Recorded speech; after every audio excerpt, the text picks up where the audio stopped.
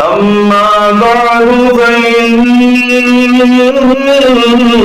خير الحديث كتاب الله وخير الهدي هدي محمد صلى الله عليه وعلى آله وسلم وشر الأمور محدثاتها وكل محدثة بدعة وكل بدعة ضلالة وكل ضلالة في النار.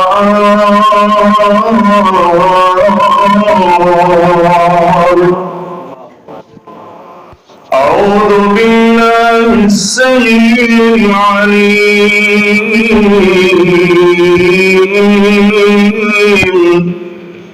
من الشيطان الرجيم. بسم الله الرحمن الرحيم. لله ملك السماوات والأرض يخلق ما يشاء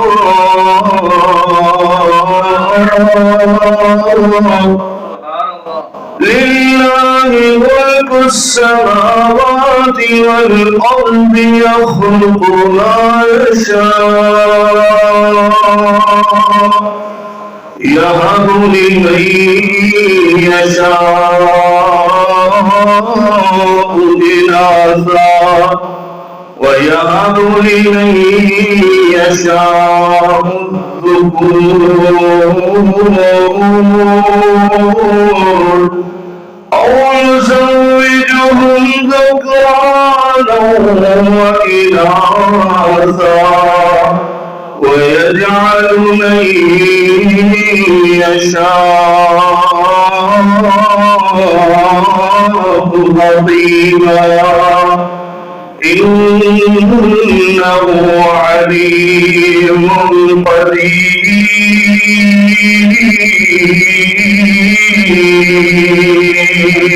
ما شاء الله. لله ملك السماوات والأرض. اللہ کے لیے ہی آسمانوں کی ملکیت اور زمین کی بادشاہی. یخلق ما یشاء وہ جو چاہتا ہے پیدا کرتا ہے. یہب لمن یشاء إناثا ويهب لمن يشاء الذكور جسے چاہتا ہے بیٹیاں عطا کر دیتا ہے اور جسے چاہتا ہے صرف بیٹے ہی بیٹے عطا کرتا ہے. أو يزوجهم ذكرانا وإناثا اور جسے چاہتا ہے میری جوڑی اولاد یعنی بیٹیاں اور بیٹے عطا کر دیتا ہے. وَيَجْعَلُ مَن يَشَاءُ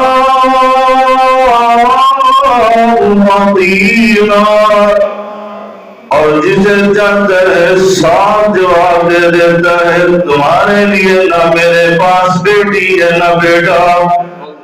إنه عليم قدير کیونکہ وہ اللہ رب العالمین صاحب علم ہے، علم رکھنے والا اور حکیم ہے، حکمت والا.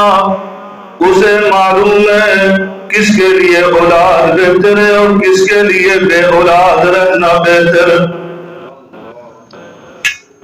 بزرگان من، برادر الملت، قابل عزت احترام میری ماں اور بہنوں،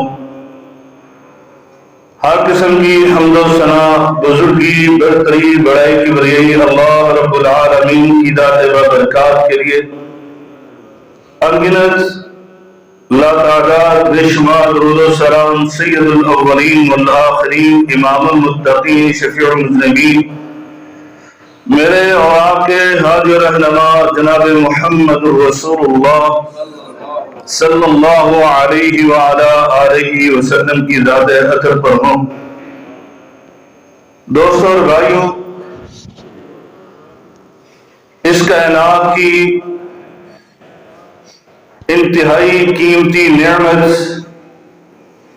وہ اولاد کی نعمت ہے۔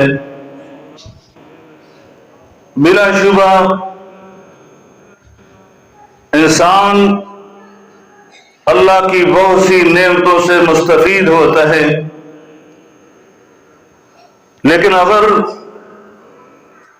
کائنات کا سب سے میٹھا پھل اولاد جیسا پھل اسے نصیب نہ ہو تو اس کے لیے دنیا کی ہر لذت پھیکی پڑ جاتی ہے۔ اسی لیے اس کائنات کے سب سے بڑے منصب پر فیض، جو کہ منصب کسبی نہیں، یعنی اپنی محنت اور جد و جہد اور کوشش سے حاصل نہیں کیا جا سکتا، بلکہ وہ بھی ہے یعنی نبوت کا منصب۔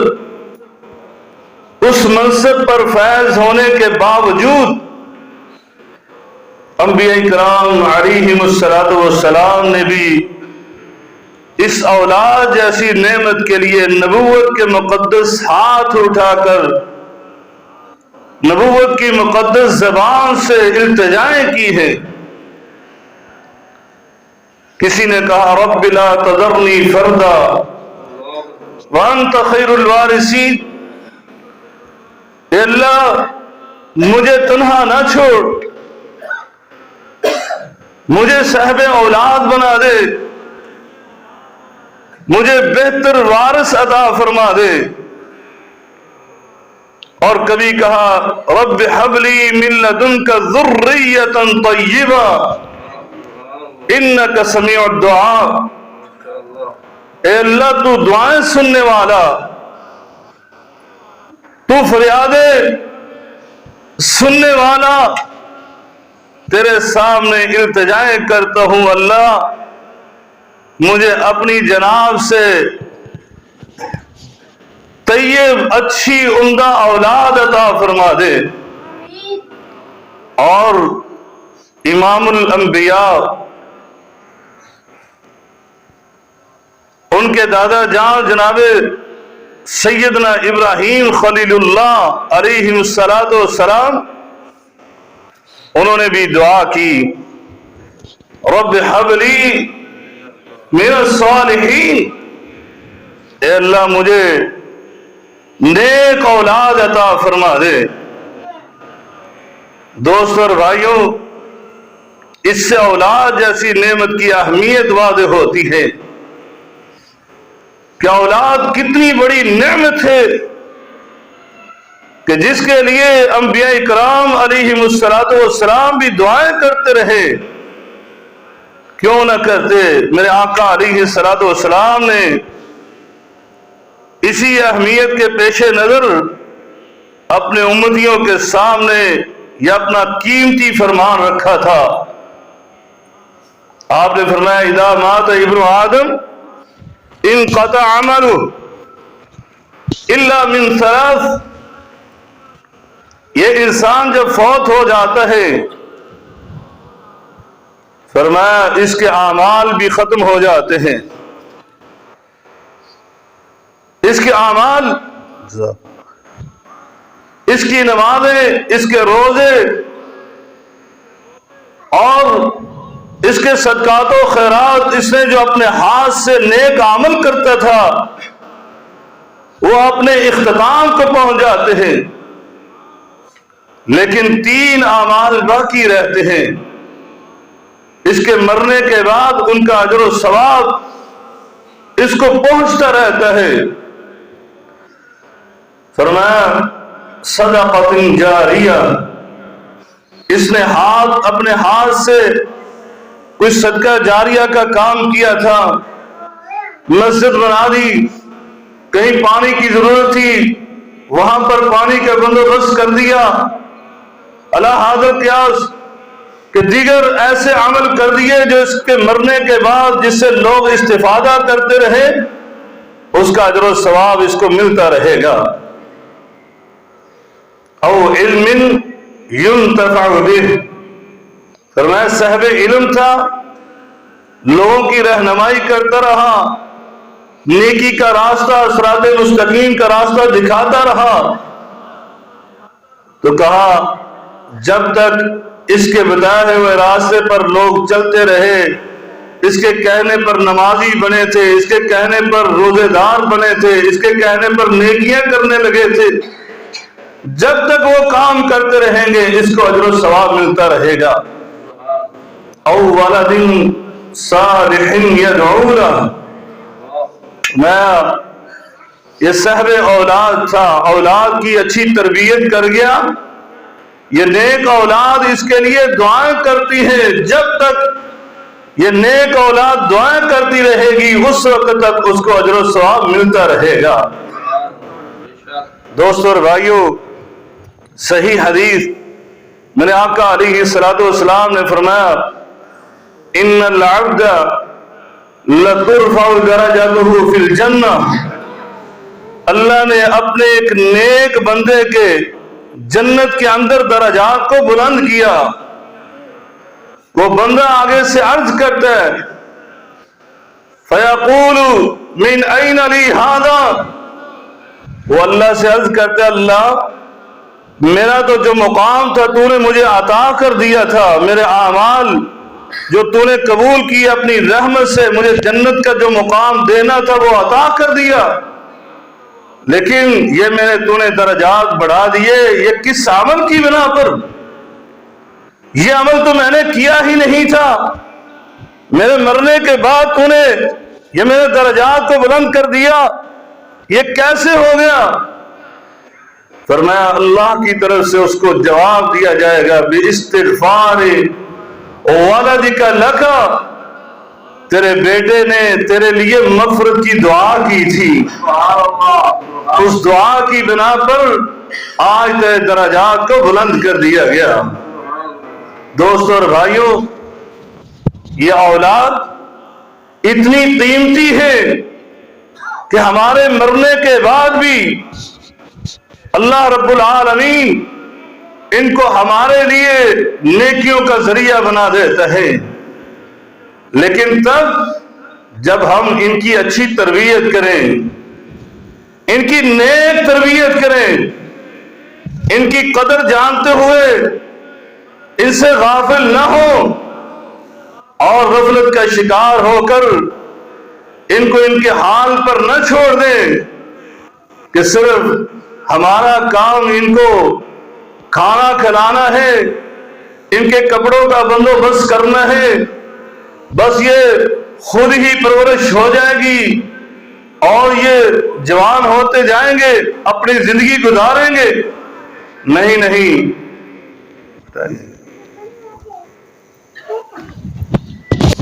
لیکن یہ ہمارے لیے یہ صدقہ جاریہ بننے والی نعمت، اس سے ہم ایسے غافل ہو جائیں، یہ ہماری بدقسمتی ہے۔ اس لیے دوستو اور بھائیوں، ان سے غافل نہیں ہونا چاہیے۔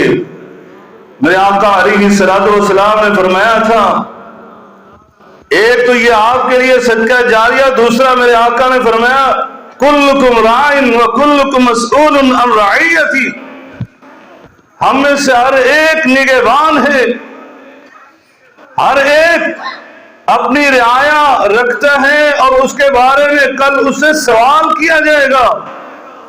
آج کوئی انسان یہ سمجھے میں تو نمازیں پڑھتا ہوں، میں تو اللہ کا متقی پرہیزگار بنا ہوا ہوں، میں تو حسن اخلاق سے لوگوں کے ساتھ پیش آتا ہوں، میں تو برائیوں سے بچتا ہوں، میں ان اعمال کی بنا پر اللہ کی رحمت کا حقدار بن کر اللہ کی جنت کا مالک اور وارث بن جاؤں گا اور اپنی اولاد سے غافل ہو جاؤں۔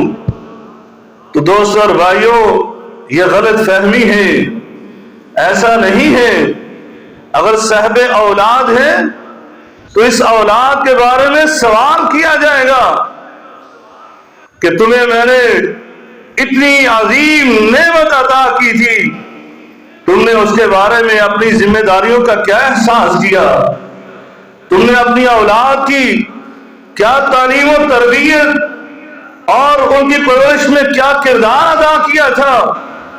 اس لیے دوستو اور بھائیوں، اس کی اہمیت کو جان کر ان کی اچھی تربیت کیجیے۔ اللہ تبارک و تعالی ہم سب کو اس کی توفیق عطا فرمائے۔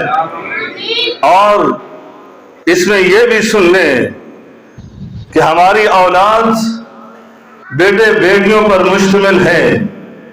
میں نے آپ کے سامنے سورہ شورى کی آیا مبارکہ وہ تلاوت کی، اس کا ترجمہ بھی پیش کیا ہے۔ اللہ رب العالمین نے اولاد کا ذکر کیا تو پہلے بیٹیوں کا ذکر کیا۔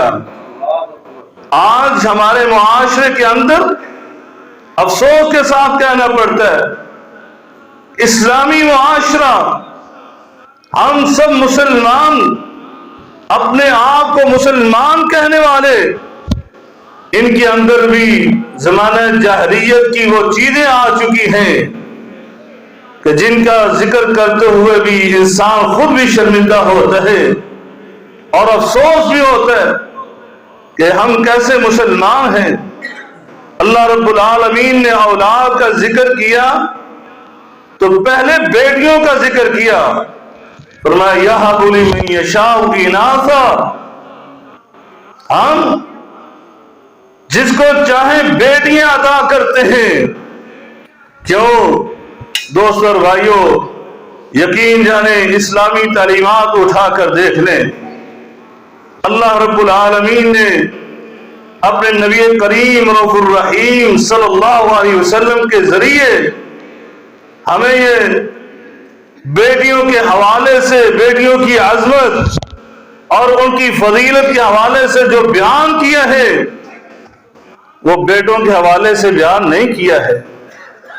اللہ تعالی نے بیٹیوں کو تمہاری حصول جنت کا ذریعہ بیان کیا، اور واضح طور پر اگرچہ بیٹوں کی اچھی تربیت کر کے بھی جنت حاصل کی جا سکتی ہے، لیکن خصوصی طور پر ان معصوم بیٹیوں کے حوالے سے میرے آقا علیہ الصلوۃ والسلام نے کیا ارشاد فرمایا تھا؟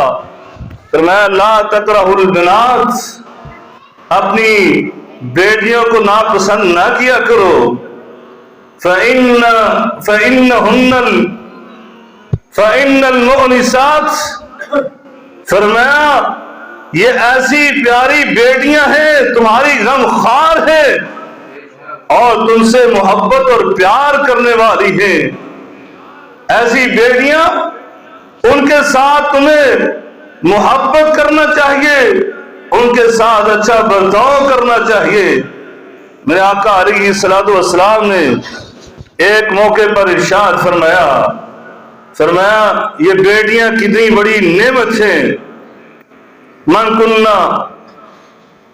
لہن ثلاث بنات او ثلاث اخوات، میرے آقا نے فرمایا اگر اللہ رب العالمین نے کسی کو 3 بیٹیاں عطا فرمائی یا 3 بہنیں عطا فرمائی، پھر اگلے الفاظ فرمایا او بنتان او اخواتان، فرمایا اگر او اختان، فرمایا اگر 2 بیٹیاں یا 2 بہنیں عطا فرما دی، فرمایا اور پھر اس بندے نے ان کے بارے میں 2 چیزوں کو اختیار کیا، اتق اللہ فیہن، فرمایا اگر یہ ان کے بارے میں اللہ سے ڈرتا رہا، وَأَحْسَنَ إِلَيْهِنَّ، اور ان کے ساتھ اس نے حسن سلوک کیا، ان کے ساتھ پیار اور محبت اور شفقت سے پیش آتا رہا۔ فرمایا حتی یبننا، وہ اس سے جدا ہو گئی، یہاں تک کہ اس نے ان کی شادی بیاہ کر کے ان کو رخصت کر دیا۔ او یمتنا، فرمایا یا پھر وہ فوت ہو گئی۔ میرے آقا علیہ السلام نے فرمایا اس کے اس عمل کی بنا پر اللہ رب العالمین اس کو جنت کا مالک اور وارث بنا دیتا ہے۔ اللہ اکبر۔ دوستو اور بھائیو، آج ہمارے معاشرے کا حال کیا ہے؟ آج ہمارے معاشرے میں ذرا آپ نظر ڈال کر دیکھیں، اور پھر 1400 سال پہلے جو معاشرہ تھا اس کے بارے میں قرآن مجید فرقان حمید سے پوچھئے کہ اس وقت زمانہ جاہلیت میں میرے آقا علیہ السلام کے آنے سے پہلے ان کا معاملہ اور رویہ کیا تھا، اور آج ہم مسلمانوں کا معاملہ کیا ہے۔ اللہ تعالی سورۃ النحل میں ان ظالموں اور ان کافروں جو اللہ کے منکر تھے ان کے بارے میں ان کے عیب اور نقائص کو بیان کرتے ہوئے یہ بیان فرماتا ہے، وَإِذَا بُشِّرَ أَحَدُهُم بِالْأُنثَىٰ وَإِذَا بُشِّرَ أَحَدُهُم بِالْأُنثَىٰ ظَلَّ وَجْهُهُ مُسْوَدًّا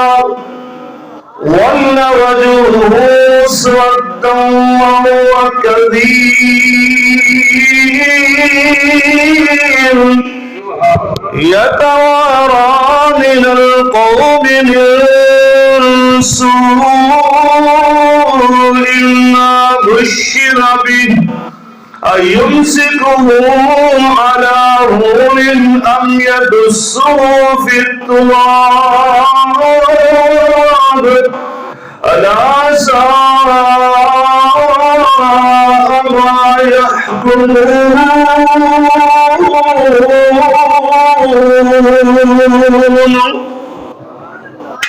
اللہ رب العالمین فرماتے ہیں زمانہ جاہلیت میں ان کافروں کی روش کیا تھی، ان کا اخلاق اور ان کا طریقہ کیا تھا، وہ اپنی بیٹیوں کے بارے میں ان کا نظریہ کیا تھا اور ان کا معاملہ کیا تھا۔ فرمایا وَإِذَا بُشِّرَ أَحَدُهُم بِالْأُنثَىٰ، جب کسی کو یہ بشارت دی جاتی، قربان ہو جائے اللہ کے کلمات پر، اللہ کے قرآن کی فصاحت و بلاغت پر۔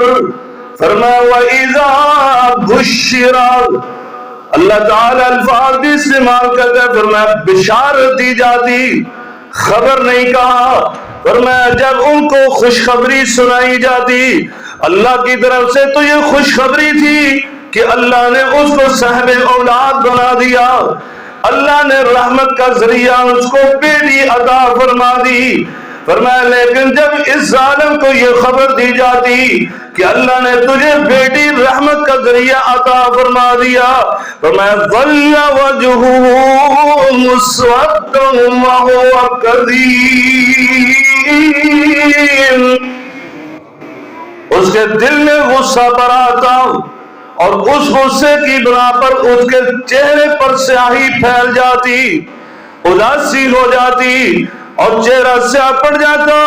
يَتَوَارَىٰ مِنَ الْقَوْمِ مِن سُوءِ مَا بُشِّرَ بِهِ أَيُمْسِكُهُ فِي التُّرَابِ أَيُمْسِكُهُ عَلَىٰ هُونٍ أَمْ يَدُسُّهُ فِي التُّرَابِ۔ اب یہ قوم سے بچتا پھرتا تھا، چھپتا پھرتا کہ اب میں لوگوں کو کیا بتلاؤں گا، مجھے بیٹی عطا کی گئی ہے، اب میں لوگوں کے سامنے کس ذلت و رسوائی کے ساتھ سامنا کروں گا، کیا میں کروں اب اس ذلت و رسوائی کے ساتھ میں اس بیٹی کو زندہ رکھوں اور زندہ رہوں یا پھر اس کو مٹی کے اندر دفنا دوں زندہ درگور کر دوں پر میں اس طرح کے یہ خیالات سوچتا اور بلکہ عمل بھی کر دیتا الا ساء ما يحكمون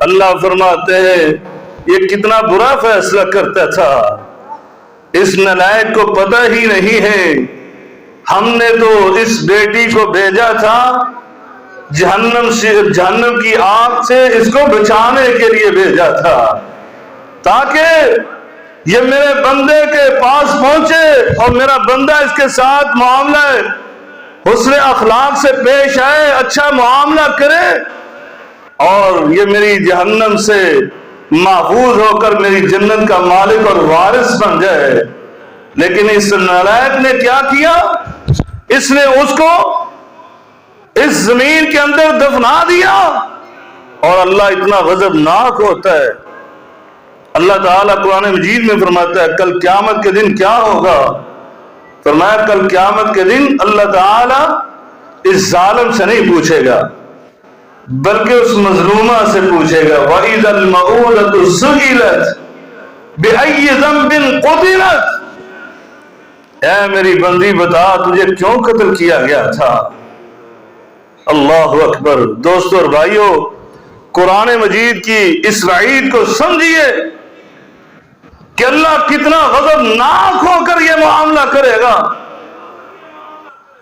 کہ یہاں پر اگر ایک مجرم اس کا جرم واضح ہو قاضی عدالت کے اندر اس کو اس کا جرم نہ پوچھے اس سے اس کی صفائی نہ پوچھے بلکہ مظلوم کو کہے بتاؤ تیرے ساتھ یہ ظلم کیوں ہوا اور پھر اس پر فیصلہ کر دے یہ اسی کے ساتھ ہوتا ہے اس ظالم کے ساتھ ہوتا ہے جو بہت بڑا مجرم ہو اور اس کا جرم واضح ہو کہ قاضی نے اس کو نہ ہی سنا اور نہ ہی اس کو موقع دیا کہ وہ اپنی صفائی پیش کر سکے بلکہ اس کے خلاف فیصلہ سنا دیا جائے اور مظلوم سے پوچھا جائے تیرے ساتھ اس نے ظلم کیوں کیا تھا اس کا مطلب ہے وہ قاضی جو ہے وہ جانتا ہے یہ ظالم ہے یہ جابر ہے یہ ظلم کرنے والا یہ جبر کرنے والا اللہ رب العالمین وَلِلَّهِ الْمَثَلُ الْأَعْلَى میں نے صرف سمجھانے کے لیے یہ مثال دی ہے اللہ کے لیے مثالیں تو بہت اعلیٰ ہونی چاہیے اللہ تعالیٰ نے قرآن مجید میں واضح طور پر یہ آپ کے سامنے بیان کر دیا اور بیٹی کی اہمیت کو اجاگر کیا وَإِذَا الْمَوْءُودَةُ سُئِلَتْ بِأَيِّ ذَنبٍ قُتِلَتْ اس ظالم سے نہیں پوچھا جائے گا تو نے اپنی بیٹی کے ساتھ یہ ظلم جبر کیوں کیا تھا اس کو زندہ درگور کیوں کیا تھا بلکہ اس مظلومہ سے پوچھا جائے گا مطلب یہ ہے اللہ تو اس ظالم کی طرف نظر بھی نہیں کرے گا بلکہ اس کو سیدھا جہنم کا ایندھن بنائے گا اللہ تعالی ہم سب کو محفوظ فرمائے اور یہ قتل صرف یہی نہیں ہے کہ جو وہ ظالم کیا کرتے تھے بلکہ افسوس تو یہ ہے اس وقت تو انفرادی قتل ہوتا تھا آج ہمارے معاشرے میں اجتماعی قتل ہے اس وقت وہ فرعون بہت بڑا ظالم آپ نے سنا ہے کیا کرتا تھا بنی اسرائیل کے بچوں کو قتل کیا کرتا تھا وہ ظالم جابر وہ بھی اجتماعی قتل نہیں کرتا تھا ایک ایک بچے کو پکڑ کر قتل کرتا اور آج ہمارے معاشرے کے اندر اجتماعی قتل ہے اور وہ کیسے حکومتوں کی سربراہی میں محکمے بنائے جاتے ہیں اور ان کو نام بھی بڑا عجیب دیا جاتا ہے اس کو غلاف چڑھا کر خوشنما نعرے لگا کر یہ پیش کیا جاتا ہے محکمہ بہبود آبادی اس طرح کے محکمے بنا کر اجتماعی قتل کرتے ہیں، اجتماعی. اور ہمارے پڑوس میں تو واضح طور پر یہ انڈیا کے اندر ہر کلومیٹر کے فاصلے پر میرے دوست جو کویت میں رہتے مجھے بتایا، انہوں نے بورڈ لگے ہوئے ہیں، آپ کو بیٹا چاہیے تو ہم سے رابطہ کریں. یعنی بیٹیاں ہیں تو حمل گرا سکتے ہیں، کوئی پوچھنے والا نہیں ہے. وہاں پر بیٹیوں کے حمل کرا دیے جاتے، اور یہ سارا گورنمنٹوں کی سربراہی میں ہوتا ہے. وہاں پر اس انداز سے، اور ہمارے ہاں تو یہ کام ہمارے ہاں بھی اس سے ہو رہا ہے. اور یہاں پر صرف بیٹوں کو نہیں قتل کیا جاتا، بیٹے بیٹیوں سب کو قتل کیا جاتا ہے. 2 بچے، یہ 2 بچے ہی اچھے، اس طرح کے خوشنما نعرے لگا کر اس کے بعد جو اولاد ہے اس کو دنیا میں نہ آنے دو، ہمارے پاس آؤ، ہم ان کو قتل کرتے رہیں گے. یہ اجتماعی قتل ہے. دوستوں اور بھائیوں، اللہ تبارک تعالیٰ ہم سب کو ہدایت عطا فرمائے. میں بیان کر رہا تھا وہ ظالم بیٹیوں کو قتل کرتے، اور اللہ نے اس کی وعید یہ سنائی کہ اللہ ان ظالموں سے پوچھے گا بھی نہیں بلکہ مظلوموں سے پوچھے گا. اور اسلام کیا کہتا ہے؟ اسلام نے تو یہ کہا، میں حدیث پڑھ رہا تھا، میرے آقا علیہ الصلوۃ والسلام نے جب یہ بیان کیا نا، اللہ رب العالمین نے جس کو 3 بیٹیاں عطا فرمائی، نبی کریم صلی اللہ علیہ وسلم سے عرض کی گئی اللہ کے رسول اگر کسی کی 2 بیٹیاں ہوئیں تو فرمایا 2 بیٹیوں کے بارے میں بھی یہی بشارت. جیسے میں نے یہ مسند احمد کی روایت پہلے سنا دی، بلکہ ایک روایت میں آتا ہے اللہ نے کسی کو 1 بیٹی عطا کی تو اس کے متعلق بھی یہی بشارت.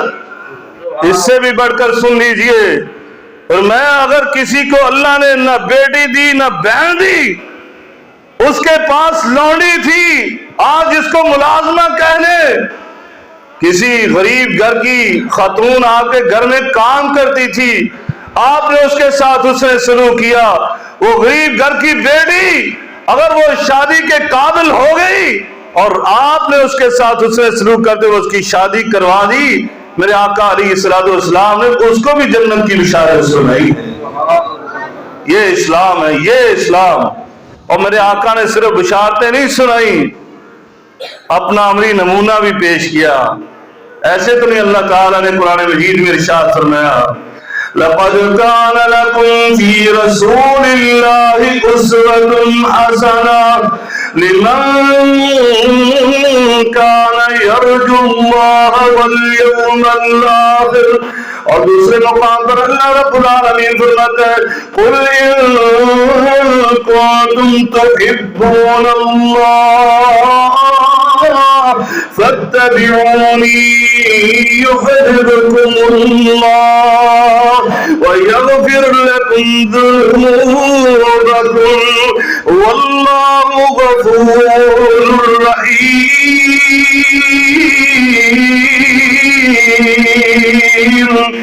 اللہ رب العالمین فرماتا ہے میرا رسول تمہارے لیے ماڈل نمونہ اسوہ قدوہ، فرمایا اس کی سیرت طیبہ، اس کا اٹھنا بیٹھنا چلنا پھرنا، اس کا ہر کام تمہارے لیے نمونہ.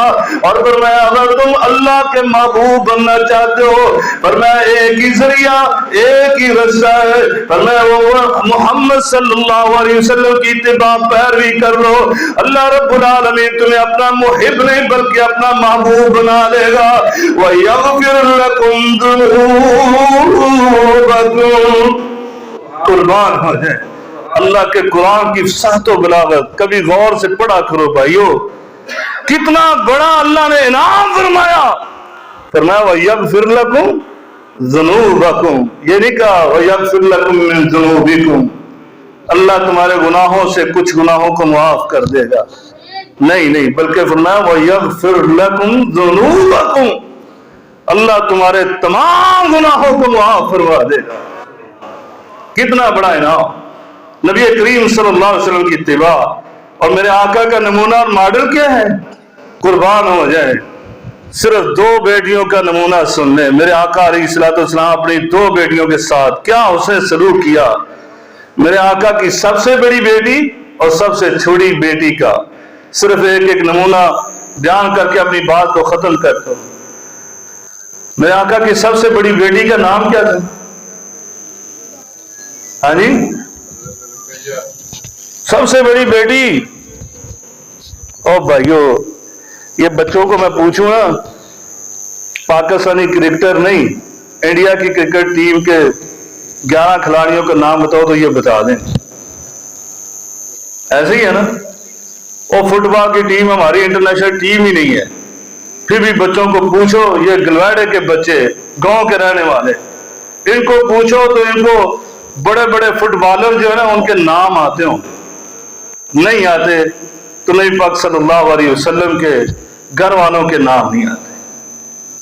اور افسوس سے کہنا پڑتا ہے، ہم نام تو بڑا لیتے نہیں پاک، جس سے محبت ہو بندہ تو اس کی سیرت کو پڑھتا رہتا ہے، اس کے واقعات کو پڑھتا رہتا ہے. محبت تو یہی ہے نا، اس کا ذکر کرتا رہتا ہے، اس کا ذکر سنتا رہتا ہے. خود نہیں آتا تو قاری صاحب کے پاس آ کر کہ نبی پاک کی سیرت کا واقعی کوئی سنا دے، کوئی درس ہی شروع کر دے نبی پاک کی سیرت کا، سناتے رہا کریں تاکہ ہمیں علم ہو جائے. اور میرے آقا علیہ الصلوۃ والسلام کی سب سے بڑی بیٹی کا نام سیدہ زینب ہے. سیدہ زینب رضی اللہ تعالی عنہا میرے آقا علیہ الصلوۃ والسلام کی یہ وہ بیٹی ہے جس کے بارے میں میرے آقا نے فرمایا تھا، ہی افضل بناتی اصیبت فیہا. فرمایا یہ میری بیٹی اس اعتبار سے میری چاروں کی چاروں بیٹیوں سے افضل ہے. آپ نے کبھی یہ حدیث سنی؟ نہیں نہ سنی ہوگی، نہ ہم سنتے ہیں نہ پڑھتے ہیں. فرمایا یہ میری بیٹی میری چاروں بیٹیوں میں بقیہ 3 بیٹیوں میں افضل ترین بیٹی ہے، اس اعتبار سے اصیبت فیہا کہ میری بقیہ بیٹیوں کو میری وجہ سے، یعنی محمد رسول اللہ صلی اللہ علیہ وسلم ہونے کی حیثیت سے کسی میری بیٹی کو نقصان نہیں پہنچایا گیا، لیکن میری اس بیٹی کو نقصان پہنچایا گیا. اس لیے یہ میری بیٹی بڑی افضل بیٹی ہے. اور یہ وہ بیٹی ہے کہ جس کا شوہر غزوہ بدر میں قیدی ہو کر میرے آقا کی قید میں آ چکا تھا، اور اس بیٹی نے اپنا وہ ہار فدیے کے طور پر اپنے بابا کی خدمت میں بھیجا تھا. اور نبی کریم صلی اللہ علیہ وسلم کے سامنے جب ہار آیا نا، آپ نے وہ ہار پہچان لیا، یہ تو میری رفیقہ حیات ام المؤمنین سیدہ خدیجہ الکبریٰ رضی اللہ تعالی عنہ کا ہار ہے. آپ کی آنکھوں میں آنسو آ گئے کہ میری خدیجہ نے یہ اپنی بیٹی کو شادی کے موقع پر تحفہ دیا تھا، آج میری بیٹی نے یہ فدیے کے طور پر اپنے شوہر کے لیے میرے پاس بھیج دیا. میرے آقا علیہ الصلوۃ والسلام نے آنسو بھری آنکھوں کے ساتھ اپنے صحابہ کے سامنے کہا تھا، میرے صحابہ مناسب سمجھو تو وہ جرنیل اور آج کے جرنیل، اللہ اللہ کیا فرق ہے. دیکھو آج کا تو ایک ادنا سا ایک سپاہی اور فوجی مان نہیں ہے، جرنیل ہونا تو بہت بڑی بات ہے نا. اور میرا بیٹا ابھی مجھے بتا رہا تھا کہ آپ کے کویت میں یہ معاملہ ہوا، مجھے خبر سنا رہا تھا، یہ ابھی میں آپ کے خطبے کے لیے آ رہا تھا. کویت کے اندر ایک کرنل